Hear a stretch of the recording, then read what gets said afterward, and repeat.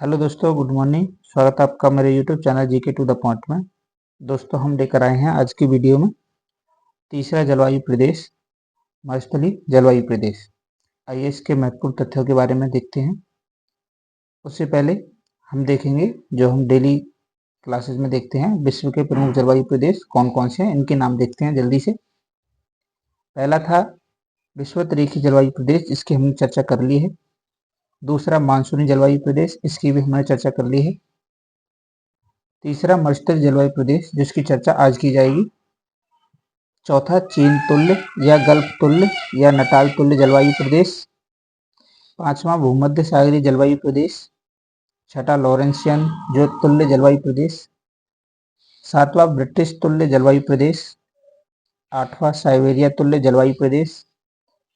नौवां टुंड्रा जलवायु प्रदेश। 10वां सूडान या सवाना तुल्य, ये घास भूमि है।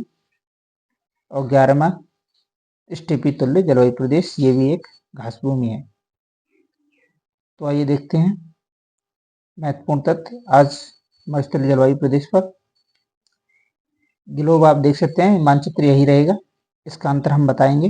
ये लास्ट क्लास में भी यही था, मानसूनी वाले में भी और मरुस्थलीय वाले में भी, इसके बारे में हम बताएंगे। जलवायु है मरुस्थलीय जलवायु। विस्तार इसका दोनों गोलार्धों में 10 से 30 डिग्री अक्षांशों के मध्य महाद्वीपों के पश्चिमी सीमांतों पर।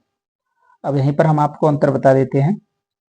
जो मानसूनी जलवायु है वो भी दोनों गोलार्धों में 10 डिग्री से 30 डिग्री अक्षांशों के मध्य, लेकिन वो महाद्वीपों के पूर्वी सीमांतों पर है, और जो मरुस्थल है वो पश्चिमी सीमांतों पर है। इसलिए लोकेशन यही रहेगी और वो चेंज हो जाएगी। वो पूर्वी सीमांतों पर थी मानसूनी जलवायु, और जो मरुस्थलीय जलवायु है वो पश्चिमी सीमांतों पर है।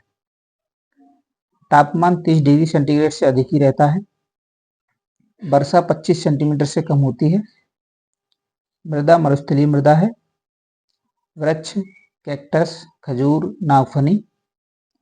पशुओं में देखें तो सांप, छिपकली, रोडेंट, ऊंट इत्यादि पशु यहाँ पर पाए जाते हैं।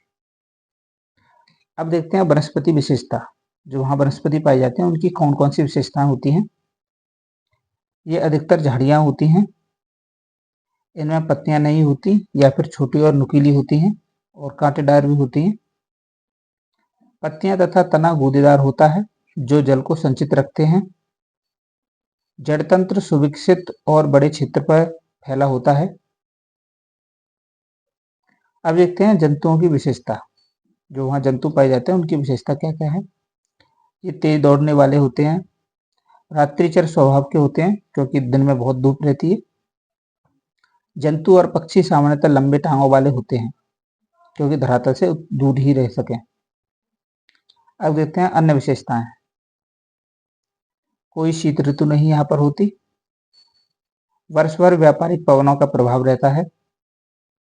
दैनिक तापांतर बहुत अधिक होता है।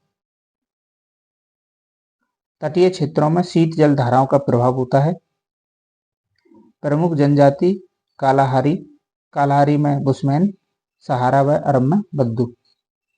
ये तटीय क्षेत्र, आप जब मैप एटलस खोलकर देखेंगे, मैप वर्ल्ड का मैप, तो जो महाद्वीप देखेंगे ना, तो उनके जो पश्चिमी सीमांत होंगे वहां पर आप देख सकते हैं जितनी भी जलधाराएं होंगी वो ठंडी जलधाराएं होंगी। आप अपने मानचित्र एटलस में आप देख सकते हैं। और यहाँ पर हम आपको एक महत्वपूर्ण तथ्य बताते हैं। सबसे बड़ा मरुस्थल अंटार्कटिका और सहारा।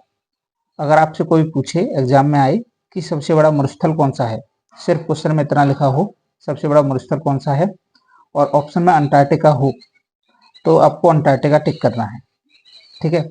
क्योंकि मरुस्थल दो तरह के होते हैं, एक शीत मरुस्थल, एक उष्ण मरुस्थल। क्योंकि अगर क्वेश्चन में पूछा गया है सबसे बड़ा मरुस्थल, तो सबसे बड़ा अंटार्कटिका है। उसने ये नहीं पूछा शीत या उष्ण, ठीक है। और क्वेश्चन में दे रखा हो कि सबसे बड़ा उष्ण मरुस्थल कौन सा है, तो वो है सहारा। लेकिन सबसे बड़ा शीत मरुस्थल और सबसे बड़ा मरुस्थल अंटार्कटिका, ठीक है।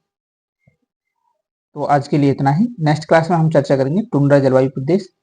ऐसा था, हमने लास्ट क्लास में हमने बोला था कि इस क्लास में हम दोनों चीज़ों की चर्चा कर लेंगे, मरुस्थलीय और टुंड्रा, लेकिन मरुस्थलीय थोड़ा बड़ा हो गया, इसीलिए हम टुंड्रा को नेक्स्ट क्लास में देखेंगे। हम 5 से 6 मिनट से ज़्यादा वीडियो बड़ा नहीं करना चाहते इसीलिए।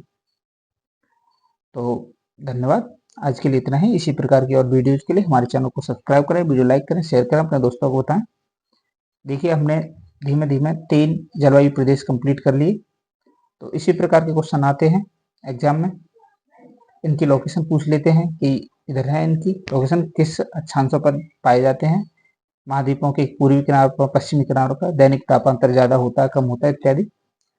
तो आज के लिए इतना ही, बहुत बहुत धन्यवाद।